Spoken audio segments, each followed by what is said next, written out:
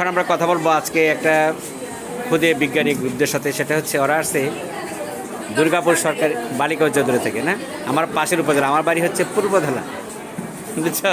আমার উপজেলা হয়েই তোমরা যাও। আর ওখানকার এমপি আমার বন্ধু রুহি। আচ্ছা, এখন তোমাদের প্রজেক্টের নাম কি মা? তোমাদের লিডার কি? তোমার নামটা বলো। আর ওর নাম? তোমার নাম?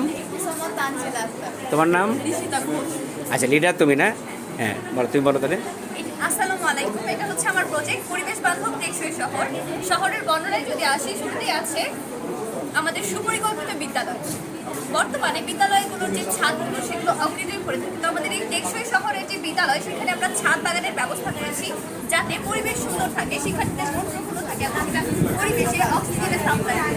মানে ছাদ বাগানে আছে, পরিবেশটা ঠিক থাকবে, আবার তোমার সোলারের ব্যবস্থাও আছে দেখা যাচ্ছে। হ্যাঁ, তারপর আমরা এখানে বিদ্যুতের উৎস হিসেবে সোলার প্যানেল ব্যবহার করেছি। সোলারের বিদ্যুৎ যতক্ষণ সূর্যের আলো ব্যবহার করা সম্ভব ততক্ষণ আমরা সূর্যের আলো ব্যবহার করবো। আর বৃষ্টির দিন সেটা আমরা পাওয়ার হাউসের বিদ্যুৎ ব্যবহার করবো।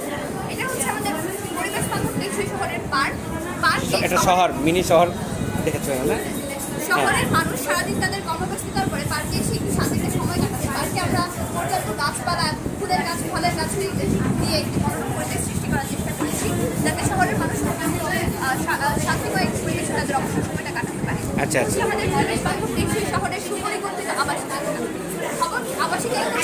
এটা হচ্ছে আবাসিক এলাকা, এটা হচ্ছে পার্ক, আর এটা হচ্ছে আবাসিক এলাকা। এই ভবনগুলোর মাঝখানে পর্যাপ্ত পরিমাণ ফাঁকা জায়গা রাখা হয়েছে যাতে প্রত্যেকটি ভবনে পর্যাপ্ত পরিমাণ আলো বাতাস প্রবেশ করতে পারে। এবার আমরা দেখতে পাচ্ছি যে এখানে ভবনের ছাদে পানি রাখার এখানে একটা হাউসের মতো ব্যবস্থা করা হয়েছে।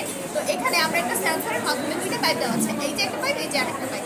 তো বৃষ্টির প্রথম 5 মিনিটের পানিতে যেহেতু অ্যাসিড বেশি থাকে, তো বৃষ্টি শুরু হওয়ার পর এই পাইপটি খুলে যাবে সেন্সরের মাধ্যমে, এই পাইপটি বন্ধ হবে। তারপর পানি পড়ে প্রথম 5 মিনিটের পানিতে এই পাইপ দিয়ে ভূগর্ভে চলে যাবে। 5 মিনিট যাওয়ার পর এই পাইপটি বন্ধ হয়ে যাবে, এই পাইপটি খুলে যাবে। এর পরবর্তীতে যে পানিটা আসলে এই পাইপের মাধ্যমে এখানে স্টোর হবে। তো বৃষ্টির পরবর্তী সময়ে আমরা এই পানিটা শহরের মানুষ ব্যবহার করতে পারি। আমরা জানি যে আমাদের দেশে ভূগর্ভস্থ পানির স্তর অনেক বেশি নেমে যাচ্ছে, সেই ক্ষেত্রে আমরা এই পানি ব্যবহার করলে ভূগর্ভস্থ পানির উপর চাপ কম হবে। তো আমরা এখানে দেখতে পাচ্ছি প্রায় প্রতিটি প্লটে আমরা এখানে